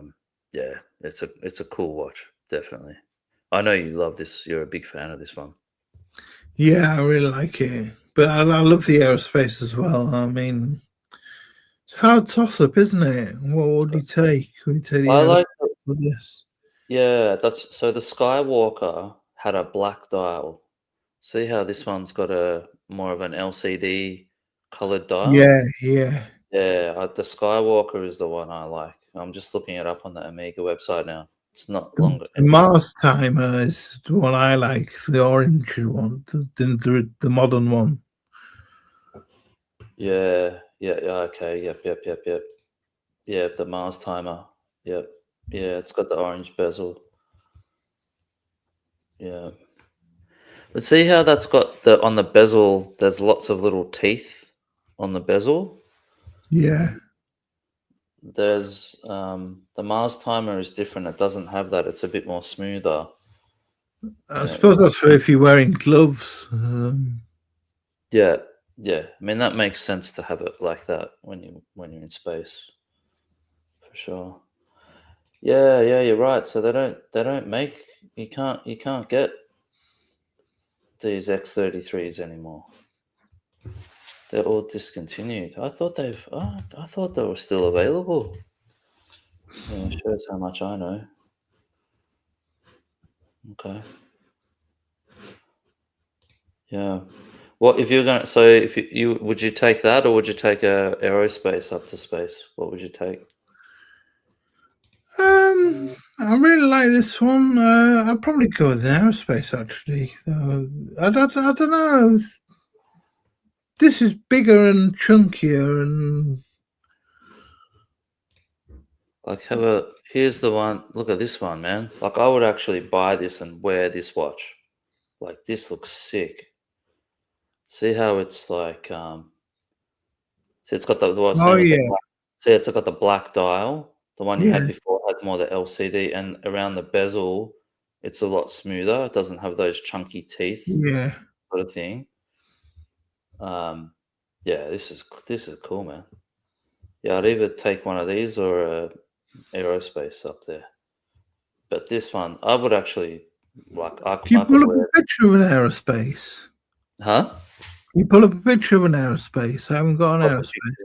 Yeah. Oh.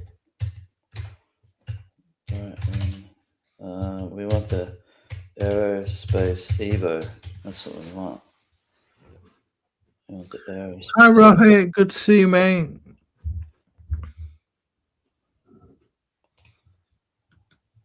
Oh, out of stock. That's a blue dial one.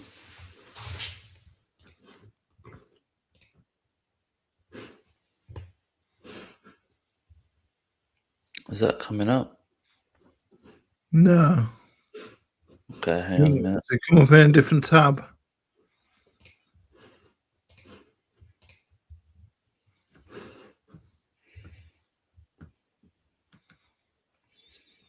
Nice. That's a cool watch. Yeah, I think I prefer the X33 now, looking at that. It's more legible. Yeah, I think you're right. I'd go with it. I think the X33 probably looks better. Yeah. Yeah. Although I do love the aerospace. I think it's really cool. Yeah. It's more of an analog watch than a digital watch, isn't it? The aerospace. Yeah. Yeah. Yeah. Yeah. I think so. Yeah. No, it's cool.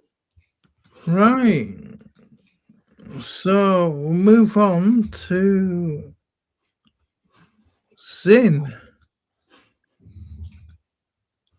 Now this is an interesting one. The Zin Space Chronograph 140. So this Zin chronograph was worn by German physicist and astronaut Reinhard Furrer in 1985 on the Spatial Challenger mission called Space Lab. Reinhard was free to choose his own watch for going to space, and he wasn't issued with one. It was a great automatic using a Lemania 5100 movement, but since being discontinued from Sin, they re-released the watch using their own SZ01 movement, which was a Valtru 7750, then an ETA 2892 with a Dupois de Prat module chronograph movement. The watch on the screen is a Zin 140A, which is one of the later slight redesigns of the 140. But so is this one 7750 based? No, I think this is one of the this is a 7751. Yeah. This is a reissue for limited 500 pieces. Okay. Yeah, cool. They now do DLC versions, I think, on the website, or the only version you can get is a DLC version now of this one. Do you know what the two orange hands are? Like, I know one will be chrono seconds, because that's what. One will be minutes. I would guess. Yeah. The one with the airplane hand will be a minute. Yeah, I think so. Yeah, because you have running seconds is over on the left, and then you got 12 hours at the bottom. So then you'll have chrono seconds and chrono minutes. I think is that. Yeah, I think you're right, Tom. Yeah, yep. Yeah, cool. Yeah, I like it. I like it on the bracelet for sure. Yeah, it's always been my problem with Sins, and the reason I've never bought one is because the chronos are just too thick because they're 750 based. So I never, unless they do something about that, it's never going to happen for me. Yeah, shame. Yeah, it is a shame. Yeah, I think with Sin you got to go with a three-hander. That's the way. They The make chrono, some great watches, and I yeah, think they do. Yeah, they're- fuck yeah, they're great. I think but it's if they're using a Lemania 5100 use, it's a dead cert. You gotta get that, but that's why I was asking about the movement. Yeah, mm, but modern Sin doesn't use that. Obviously, they all yeah. use 50s. Yeah. So move on to another German brand. Uh, Tutima.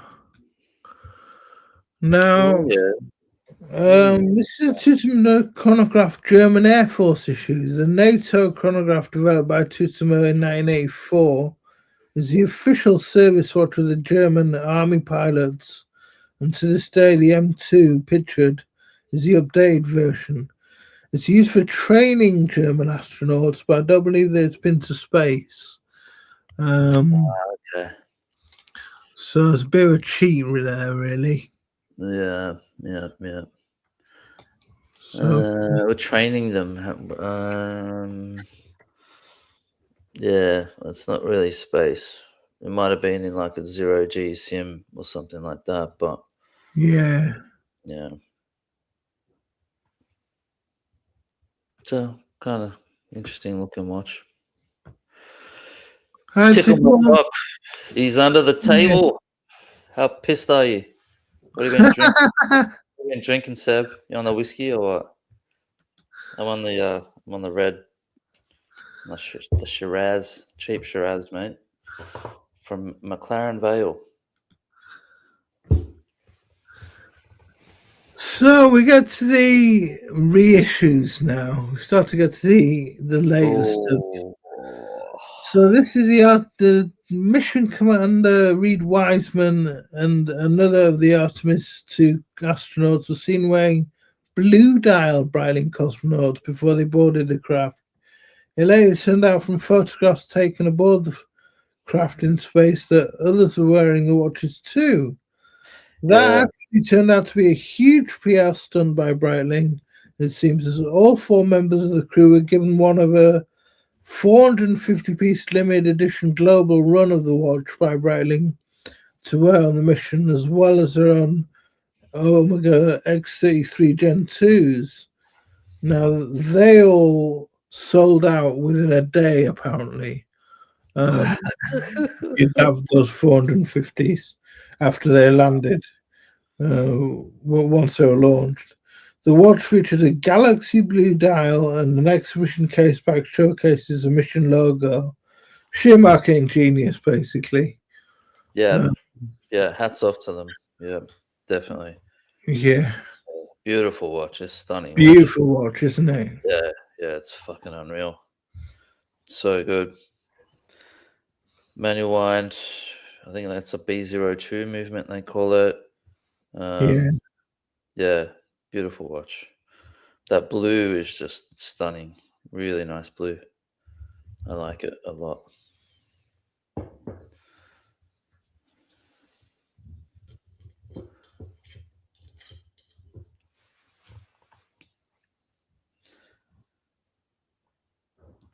So what's with the dial? It's like almost like a smoked out sort of sapphire type of dial, or there's some sort of almost like a meteorite type of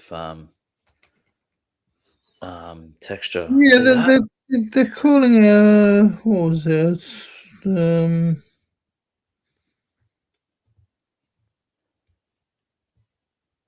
Yeah, the dial. See what it says about the dial, Tom. It's sick.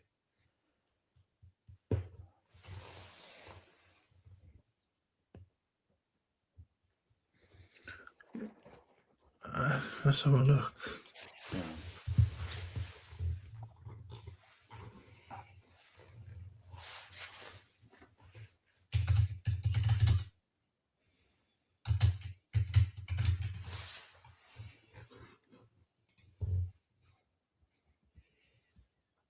Yeah, it's a fucking meteorite dial, man. Is it really? Yeah. It says I just saw it. Hang It's got a galaxy blue meteorite dial cut from an extraterrestrial. So it's cut from a meteorite. Yeah, it's a meteorite dial, blue meteorite. That's so cool. Yeah, Really nice. yep. Galaxy blue. I'm not. I'm wondering whether they dyed the meteorite or whether it came that color. I'm guessing that they would have dyed it that color because meteorite's generally like a gray or silvery type of color. So yeah. So Toaster's liking the Avenger night mission. Crazy how Briley, crazy how hugely discounted Briley is. Oh yeah. Yeah, that's a night mission GMT. I like that as well, the DLC one, but not been to space, I don't think. So there's that one, which is really nice, and then more Breitling was used by them to prepare. Reed Wiseman was also seen wearing one of these on the ground, the Breitling Endurance Pro, probably used for training. Yeah. So before he boarded the flight, the shuttle, he was also seen wearing one of these. So I presume they use these for training. Breitling getting well in on the Space Watch game with Omega. It's good. It's a cool watch. Cool watch. I'm glad. Well, it's just good that they're doing Breitling and doing stuff like this, like getting on the It space is, and isn't then doing shit like that. Yeah, it's great. Like, who gives it? Like, they've done so much dumb shit. Like, top time, like Mustang top times and all this sort of shit. Like, no one, like, who cares? Like this sort, space and Navatimers and cosmonauts and all the stuff that Breitling's heritage. They really should double down on that, and so I'm glad to see them doing that. It's really cool. The Endurance Pro though, Tom, like for basically it's a composite, like it's a plastic watch with a quartz movement. Is it worth £3,000? I know a few people who've bought them to go to the gym in and stuff like that, just do beta watch sort of thing, but it's a lot of money for a beta watch, isn't it? It's £3,000 for a beta. yeah, Going to the gym, don't you wear a G-Shock for that, man? Come on, like yeah. I don't know. I personally love the watch because I wanted to get one, but when the price is just it's out. It's too. What are they Much. like on secondary market? Do they go a Like lot cheaper? Do they lose money a lot? a little, not really. I mean, Not a much. little bit, yeah, sure. They do, but not still on the secondary price. It's still a lot for essentially a plastic watch with a quartz movement. Now, yeah, I get that's a super quartz movement and all that bullshit, but still, I mean, I think if they had have done like maybe like a carbon composite case or something like that was a bit more. No, I think the word they use is like bright light or Bright some light, shit. that's it, isn't Yeah, it? which Bright is light, yeah. essentially it's essentially their code word for plastic. Really, it's Yeah. not just plastic. I'm sure it's something better than that, but it's not £3,000 better. No. So yeah, I think that they're in a funny spot though. It's like Breitling. You don't want to make a cheap watch. You need to make an expensive watch, but I think they needed to give us something more for that sort of price range. Is what I'm saying. Yeah. So move on to the future of space travel and watches, and there was this issue, Watches and Wonders. IWC has ended a strategic partnership with a VAST, who are a pioneering space habitation technology company founded in 2021. basically researching the building of space stations and capsules to live in whilst in space. And since September 2025, IWC have been the official timekeeper of the German company VAST, and have developed watches engineering specifically for human space flight and future space stations. This IWC Ventura vertical drive is the first available to the public, which is certified by VAST for spaceflight. Made from white ceramic with certanium, designed to withstand extreme pressure fluctuations and UV radiation, it is a crownless GMT complication watch with time and day. Everything controlled but with rocker buttons and the bezel used to set and wind the watch. What do we think of this? I don't like it, to be honest. Yeah. I saw this come out at Watches and Wonders, and I didn't even give it fucking 2 seconds. Just was like, next. I don't like the look of it. Like I would never wear this, so I'm not into it at all. What do you think? I'm like you. I couldn't really give two hoots about it. It's expensive. I mean, and that's the thing. What is it? It's just a GMT, right? Is there any other functionality that it has besides being a GMT?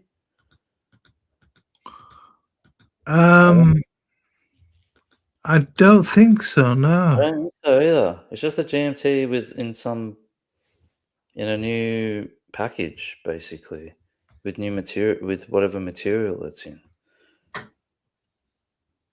The Pilot's Ventura vertical drive is built from the ground up for challenging environment of space. Okay, it's a rotating bezel system. Places the crown. Let me adjust as you may well want to display. Okay, so you can adjust the functions using the buttons. Okay, fine. Yeah, you toggle. You use the button toggle between hours and GMT, between time and GMT time. I think maybe, okay, fine. If you're an astronaut and you need to use gloves and whatever the hell it is, but for on Earth, I wouldn't wear this watch. It just, nah. It just looks shit. Sorry. It looks all right. I mean, I know that IWC do a lot of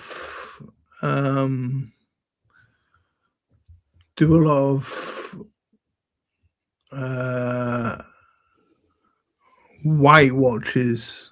I like the late Tahoe that they do.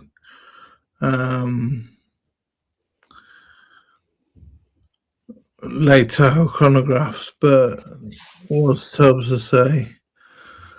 The IWC is ugly, but has a crazy movement built for astronauts operating wind it with gloves. Yeah. Yeah, okay. It's okay. Maybe as a jumping on the space bandwagon, but I don't buy into it, to be honest with you. Basically, that's it. That's my short answer. Yeah. It might be a cool watch if you're an actual astronaut and you're going up into space, which is what we're talking about. We're talking about space watches. So yeah, for that at that application, yeah, okay, cool. But who gets to, like, you want to wear a space watch like our good friend Blue Shirt.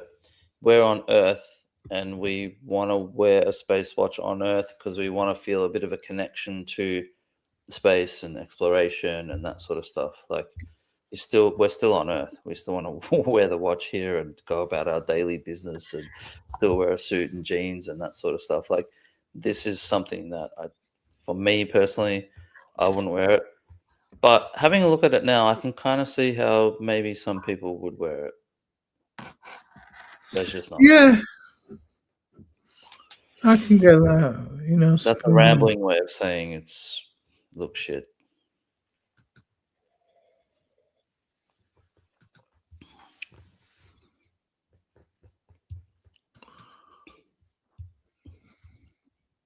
Yeah, orange. All the actual astronauts got free Breitling. Sorry, IWC. Exactly. Breitling got in first. Sorry, IWC. You missed the boat. So Into the Void says, I like the fact it has a actual modern design, obviously unwearable for and the white ceramic though. Yeah, why white ceramic? Why white ceramic? I mean, that's another thing that discombobulates me. Well, ceramic. You don't want to wear ceramic in space too, because the shit's brittle. Ceramic's brittle. It smashes up. If you whack it on something, you're gonna break it. So that's why you wouldn't want to wear that in space as well. But I could see some dude, like, in fucking Beverly Hills or Malibu or something, running down the beach, wanting to wear this shit, looking like a wanker. We got this onto a worse watch though. Okay. This is another watch that is actually going to go to the moon. And I can't believe this, but they're getting in on the act. And can you believe this? Bremont. Fucking Bremont. Get fucked. Bremont have also entered the space watch arena with their Supernova, which is apparently going to be going. That's not going to the moon. Who's taking that to the moon? What are you talking about? Going to the watch to be used in the Astro Lab that will land on the moon at some point this year, later in 2026. So you just got to show if you want to immortalize your brand, get it to the moon. It's I can't believe it. They're just yeah. What are they going to do? They're going to put it in a box in the bottom of the drawer and take that up on some. Look at it. Fucking lunar module or whatever. No one's going to be wearing that. It's some overpriced bit of. We looked at the Bremont prices the other day. Weren't they? Were like £20,000 for like a chronograph or something, right? Yeah, they're doing £40,000 for a calendar. These dudes are smoking the good shit, man. Whatever they're on, I want it, man. That's all I can say. This is just the fuck. All right. Let's stop being critical bastards. Let's objectively look at this thing. So what are we looking at? It's going to be put on this. Bremont is said to become the first British watch brand to live on the moon. The brand's new Supernova chronograph will fly aboard American aerospace company Astrolab's lunar terrain vehicle, flip rover to the lunar South Pole as part of Astrobiotics Griffin Mission 1, scheduled for the second half of the year 2026. When it lands, it will remain on the surface, not as a passenger, as a permanent resident. So this lunar module you see here, it's going to be strapped to that. So that's just pure marketing. Pointless marketing. That's just pure marketing. What else? Why the fuck would you put a watch? That's just stupid. Like, you've got such a limited space. Pointless marketing, you say. On that vehicle. Like, that vehicle will be loaded with scientific instruments, all sorts of, measuring devices. And you're going to put a Bremont on there? Yeah.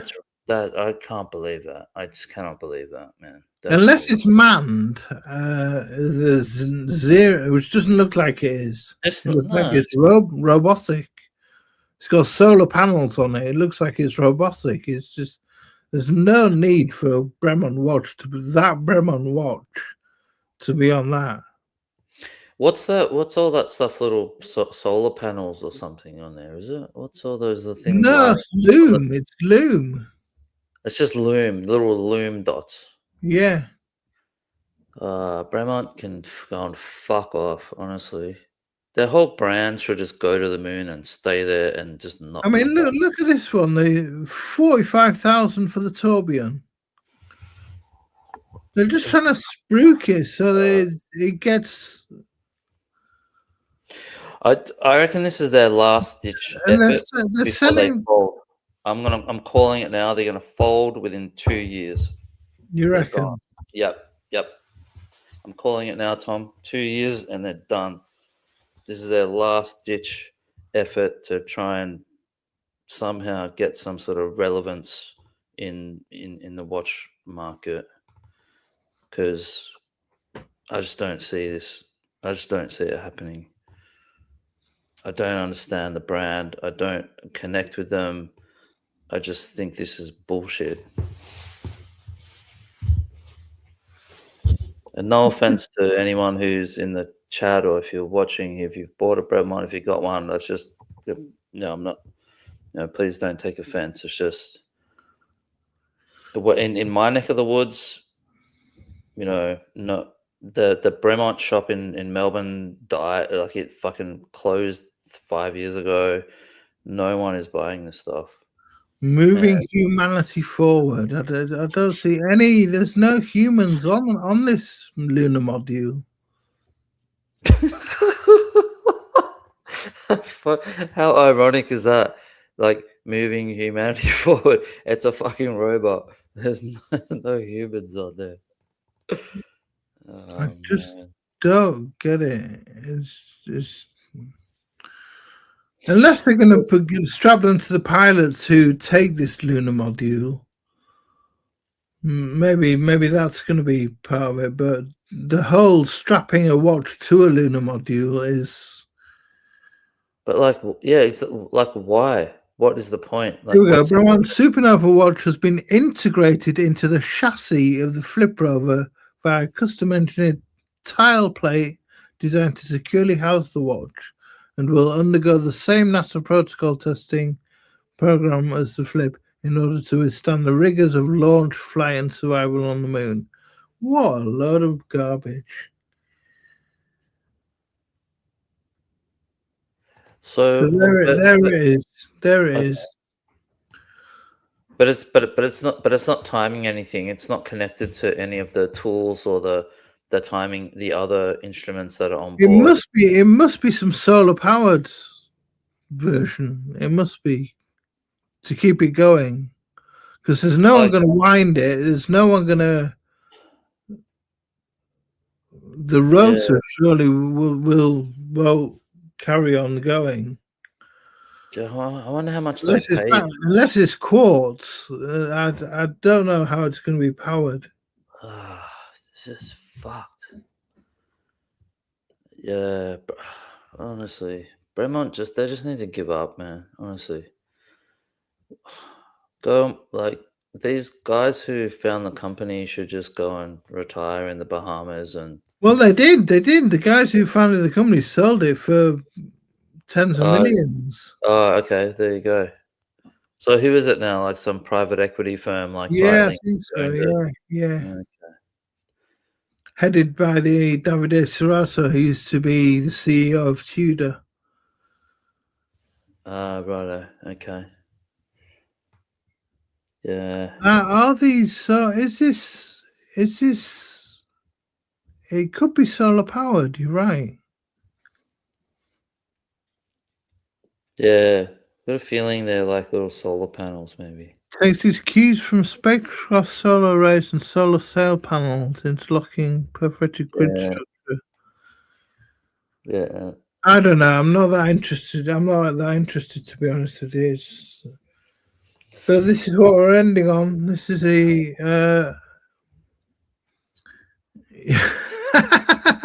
Chile. We're off to Button Moon. Button Moon. Have you seen that program? No, I haven't seen it. What's that?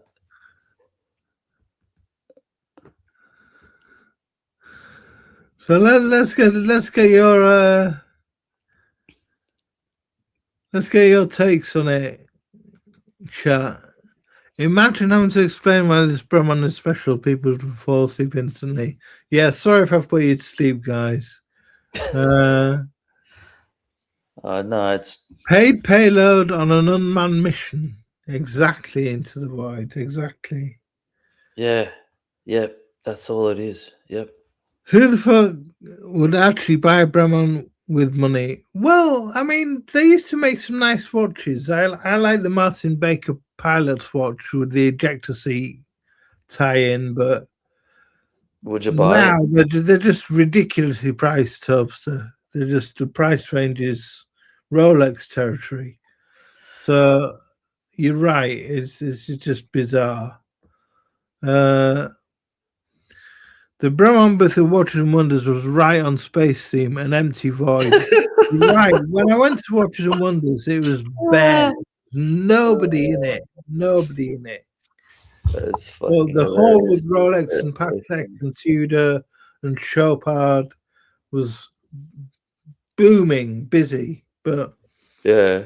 Bremont was just, it was right at the top of the stairs near the entrance and no one there. Just no one there. Yeah.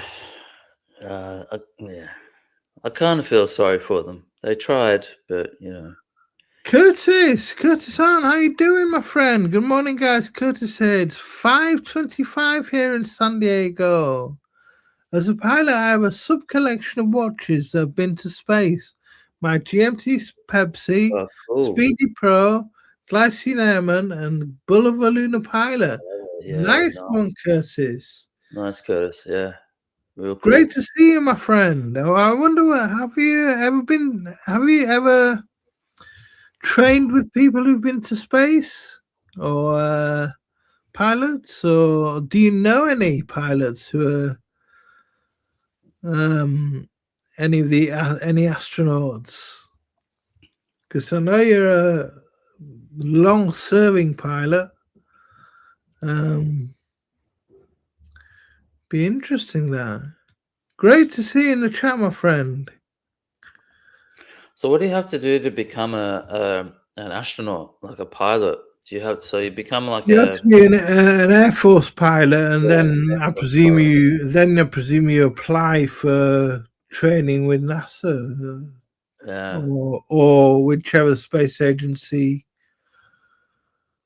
yeah. It's not like it's not like NASA train their own pilots. You start off with the Air Force. Yeah.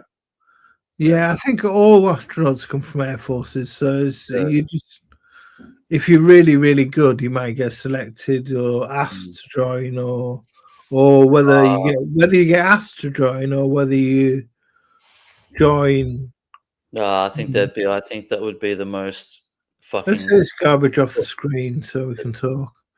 I think that would be the most sought after job in the Air Force. Like you'd have like hundreds of those pilots applying. Applications, applications for sure. They wouldn't have to ask anyone. They'd have people fucking bashing the door down to do it, I would have thought. Yeah, Brahman should have stayed with and refined the OG Martin Baker and the Spitfire. Yeah, you're right. The Martin Baker watches were great. I liked those. They're the Martin Baker ejector seat company who they collaborated with. And so each watch was junked out of an ejector seat, and to test for the G-force it took coming out of the ejector seat. Oh, okay.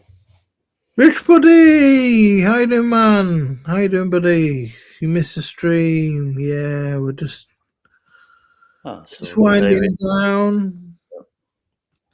I'll just drop a link for Watches with Dennis's live stream starting in about 2.5 hours. Always a good Saturday stream. He's doing a Q&A today, I think. What's Curtis say? I knew one American Airlines pilot that had been a shuttle pilot. Wow. However, I met quite a few spacey pilots. Wow, knowing a shuttle pilot, that's amazing. Yeah. Yeah, that's what I mean. Oh, that's cool. That's imagine cool. that, like, if you've been a shuttle pilot, like, that's it. You could just retire. Like, you've Yeah, fucking imagine the done it. stories you can tell. Like, you've been there. Like, that's just the top of the top. Like, you know I what I mean? know. Imagine the stories you could tell. Oh well, when I was flying the space shuttle, when we were landing the space shuttle. When I was coming back down into the atmosphere of the Yeah. Earth, it was really hot. It was shaking up, man. Stories down the pub, you know. So like, oh yeah, well, when I was coming down into orbit, and we're just, you know, Yeah, yeah, yeah. Fuck, man. that's That was super so cool. cool. Because when you're going up, you're just on a rocket, and it's just shooting you up there, and then coming back down. That's the trick. Yeah. You know? Which is going back to Bremont. The Trump tariffs probably hurt Bremont more than the Swiss brands too. Oh, maybe. But we go off Bremont. Yeah. All right, thanks everyone. Cheers, Junior. Yeah, it's been a fun stream, and space. Richard's saying they're gonna walk on the moon in 2028 until it's a planned mission. Yeah, it'd be cool. Cool. Hope you're doing well, Rich. Hope you're doing good, buddy. Yeah. Haven't heard from you for a while. Hope you're doing well, mate. But yeah, that's it for today's show. And Abdul, the lucky sod, is in Greece at the moment. He's gone on holiday, so he's taken off and left JCB and myself to man the fort. And yeah, he's always on holiday, Abdul. Whether it's Egypt or Greece or Yeah, Abdul. Yeah, we're sweating it out, giving the punters the shows, and he's gallivanting around the Mediterranean, eating souvlaki, eating souvlaki and saganaki. yeah. Yummy stuff. Motherfucker. Yeah. See you later, Abdul. Oh well. Hope you're enjoying it, man. Yeah, hope you're having a good time, Abdul. All right, mate, guys. We'll catch up in a couple Good of to weeks. see you, and we'll see you on the next show. Take care, everyone. Ciao. To infinity and beyond.